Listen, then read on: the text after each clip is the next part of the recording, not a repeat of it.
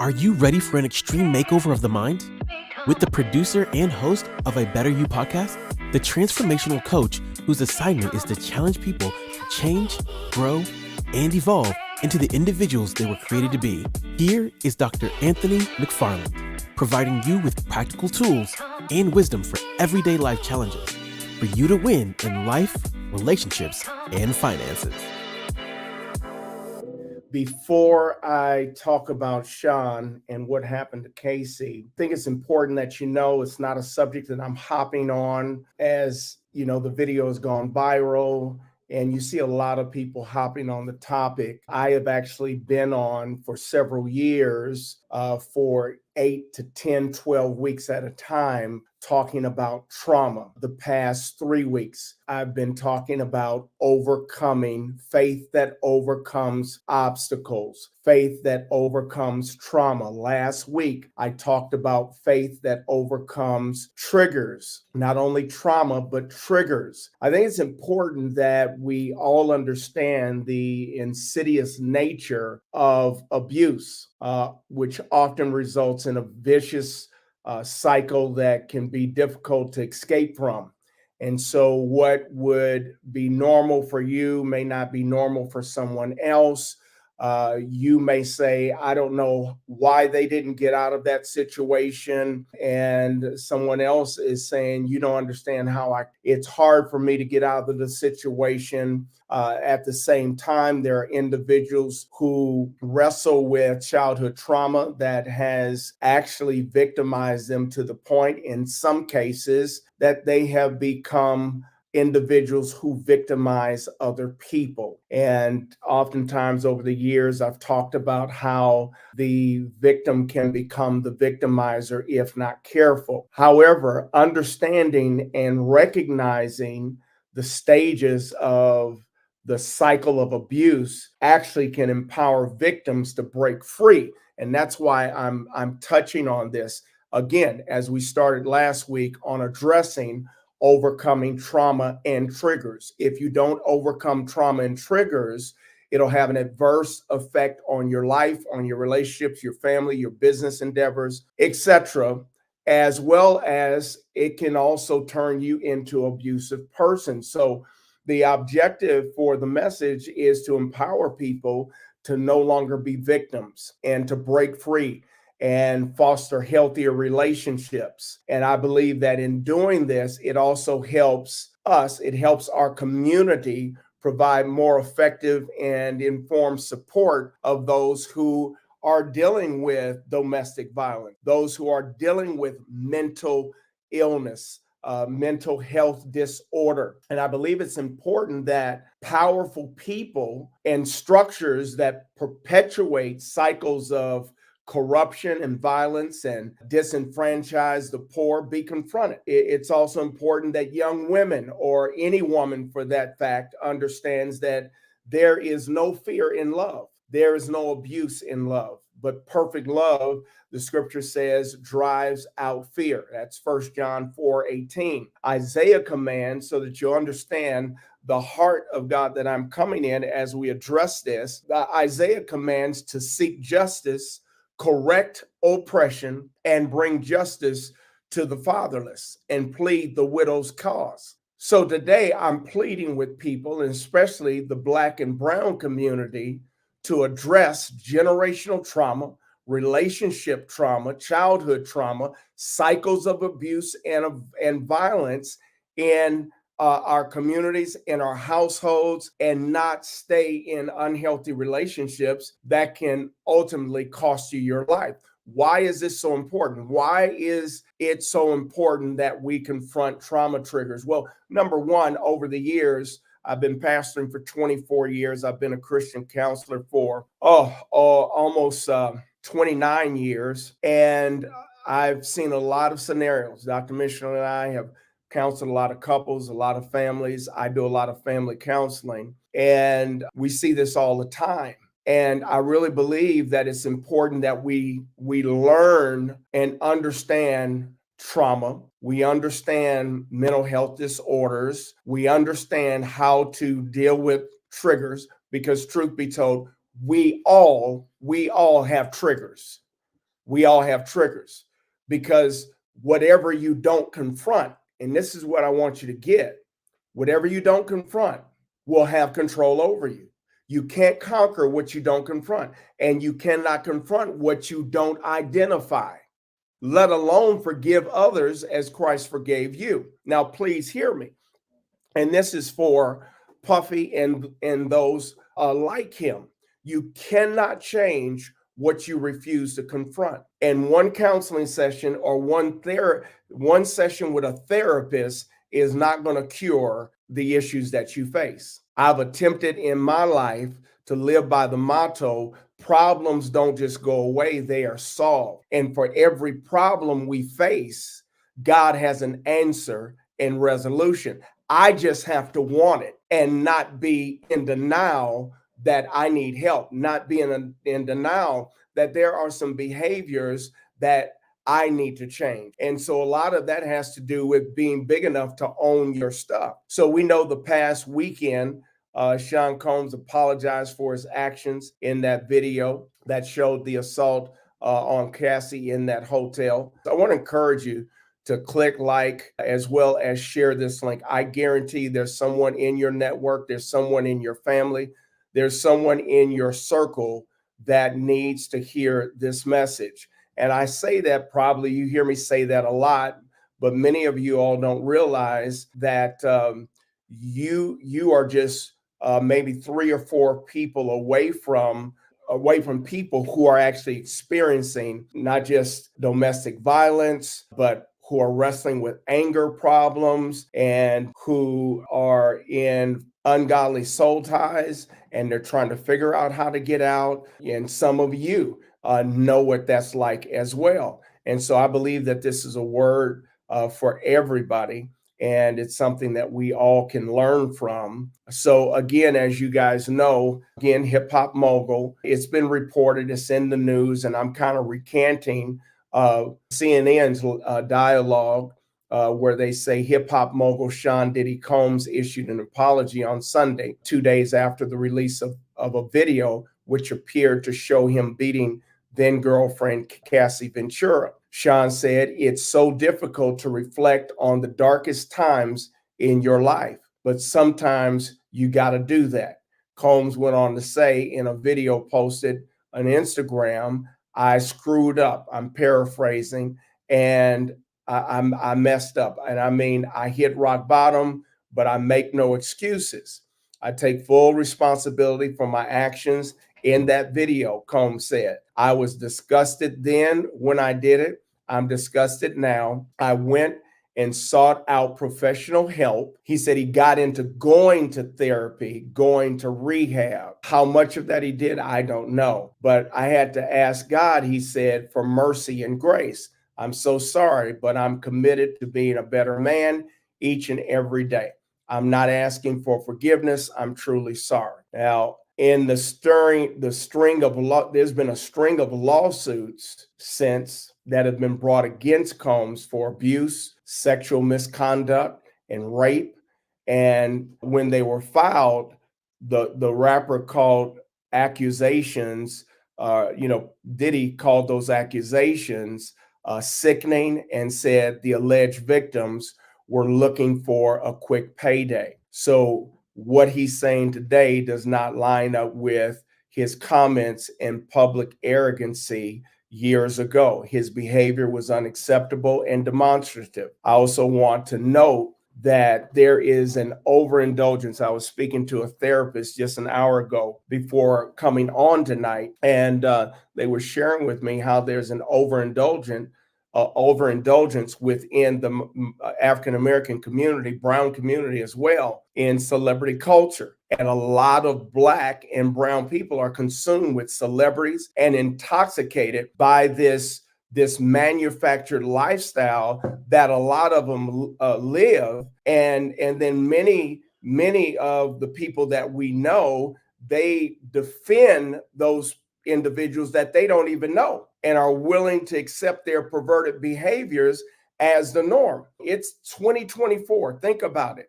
And hip hop still has a toxic masculinity problem within the industry as well as, within the world of music.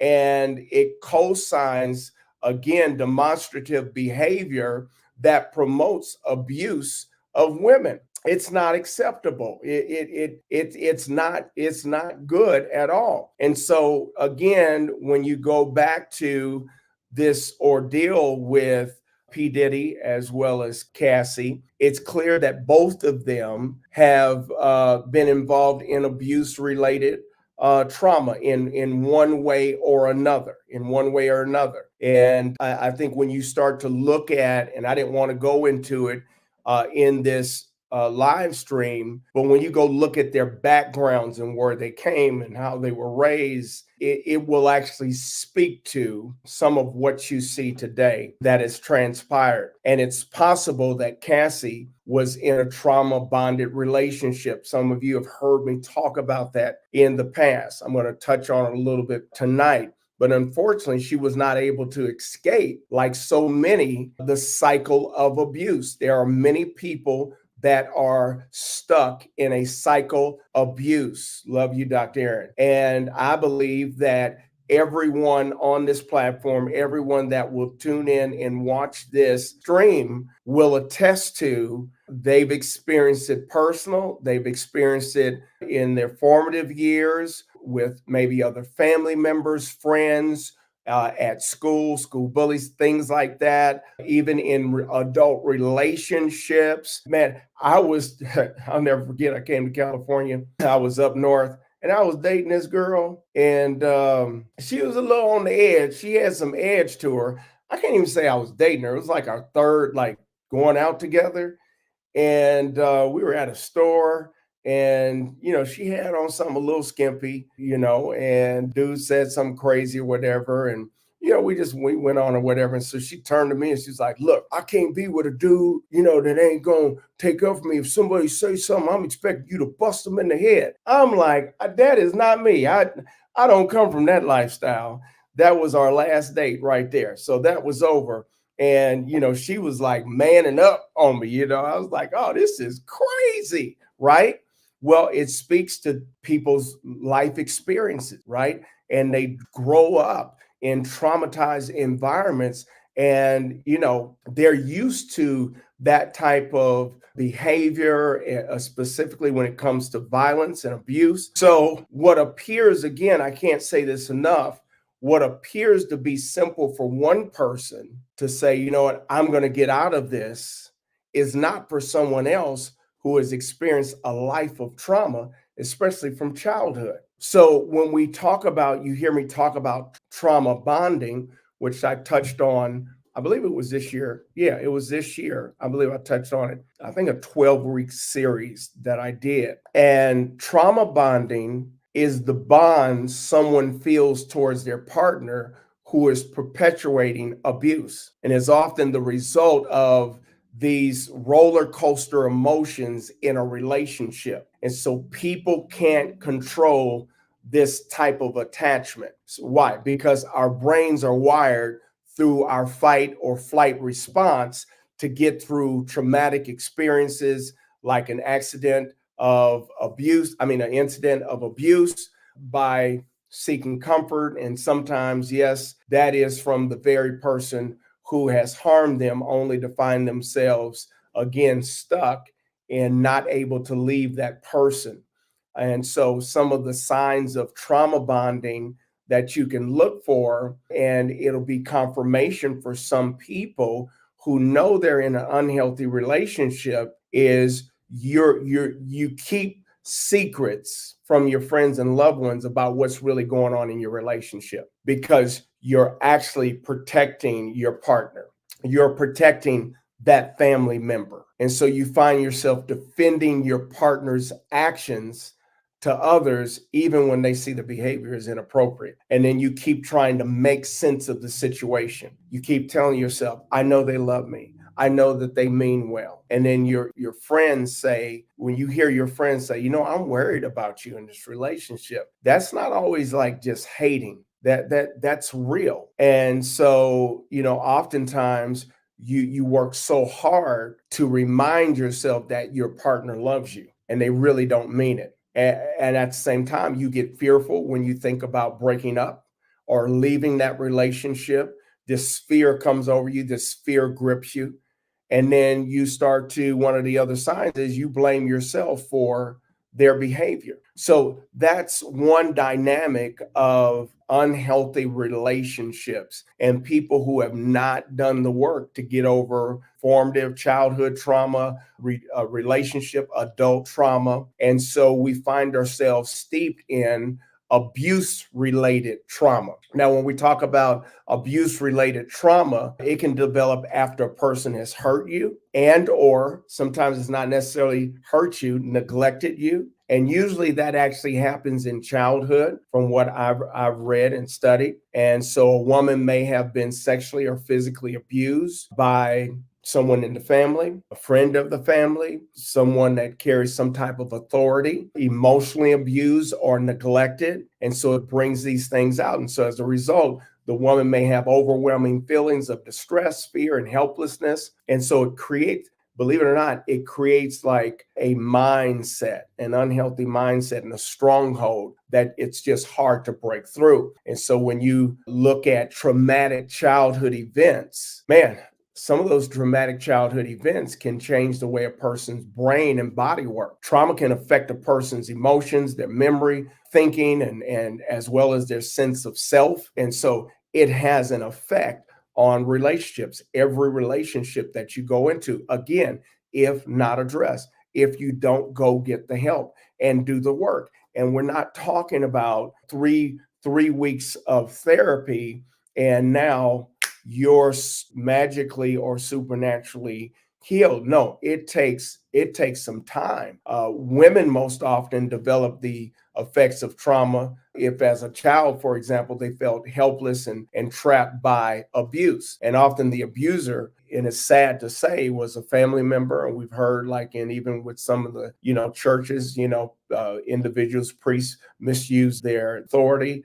Just overall, teachers. It's been in the news lately where teachers have violated students. And so I think it's important that we understand, especially as men, that 1 in 5 women has been sexually abused in childhood. 1 in 2 has been sexually assaulted or has experienced attempted sexual assault as an adult. There are women that I love that have shared with me, and they don't want to talk about it publicly, how they have either been raped or how they have experienced attempted rape and how they had to fight to get out of that situation. It really marks you. And so when we think about how do the effects of trauma develop, trauma is a normal response to being abused. That's it. That's all. It's as simple as that. And so I think it's very important that you understand that it's okay to say, hey, you know what? I need help. I need help. And it's okay to go get help. And so I want to make it clear, I'm not a professional therapist, although I'm a counselor, I'm a licensed coach, that sort of thing. I have a degree. I am not a licensed therapist, but this area of trauma psychology intrigues me. And I've studied it from a Christian psychology extensively and even taught it. And so it's important that you go get help. And so you'll see on the bottom of the screen there a number that you can call if it sounds like you're in a relationship that is unhealthy and you're looking for support. I thought it was interesting as I was reading an article today on U.S. Department of Justice website, and you can Google this, and they addressed the question, do abused children become abusive parents? And I was like, wow. And the annotation pointed this out, that the belief that abused children are likely to become abusive parents is widely accepted. But the authors contend that this belief cannot be unconditionally supported. And so they said the abstract of that question, when addressed, there was a review of case history, agency record, and self-reported studies that indicated that about 1/3 of all individuals who were physically abused, sexually abused, or extremely neglected will subject their children to one of these forms of maltreatment. And so the rate of abuse among individuals with a history of abuse is approximately 6 times higher than the base rate for abuse in general population. And although the report said it suggests that being maltreated as a child is an important risk factor in the etiology of abuse, most maltreated children do not become abusive parents. Many mitigating factors, they said in the report, affect the likelihood of intergenerational abuse. So I thought that was very interesting. So when we talk about domestic abuse, so again, when we talk about domestic violence and its effects, domestic violence is intended to gain power or control over someone else in a domestic relationship. So it can happen in family, can happen in dating, and even roommate relationships. Over the years, I've had to deal with privately, even being in counseling sessions. And believe it or not, the person that is being accused of being an abuser starts to get so angry in the session that the session turns very hot, heated. And I've had 2 different experiences where the one party wanted to be physical, which then I had to remove myself from my seat to physically take authority over the session. And, the interesting thing is when people are sitting in a session and they're in denial, they're denying that they have this problem. And then the more the person reveals and shares, it's like an embarrassment, a shame, a guilt starts to take place. And then that spirit gets stirred up.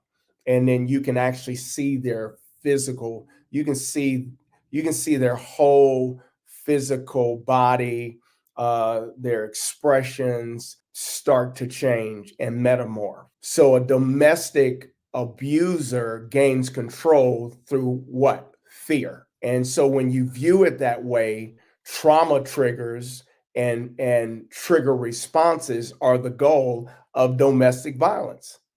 The fear of violent conditions, you respond to a certain way. We all been there. I know we've all been there. When you fear someone, cutting up on you, watch this. It'll make you bow down. It'll make you cower down. It'll make you back off. It'll make you shut up because you don't want to experience that person's anger, let alone their wrath.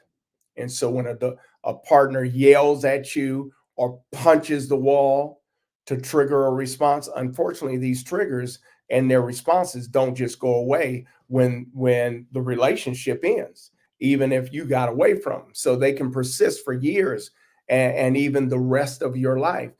If you go back, there is public record where Cassie's previous, I think, manager, producer actually gave her over to Puffy. You go look at it for yourself. And so that behavior has been something that's been going on for years. And so it's important that you understand that when these sorts of things happen, abuse, when we talk about the cycle of abuse, there's a few categories. And so I just want to identify them real quick, and we're going to get into some more meat. But I thought that this was so important that I cover this and I make it super clear, because I guarantee you at some point in time, maybe not next month, maybe not in the next 6 months, this will be a video that you will be able to use to send to someone that you know. So physical abuse, I want to make that clear before I move into the other forms of abuse. Physical abuse includes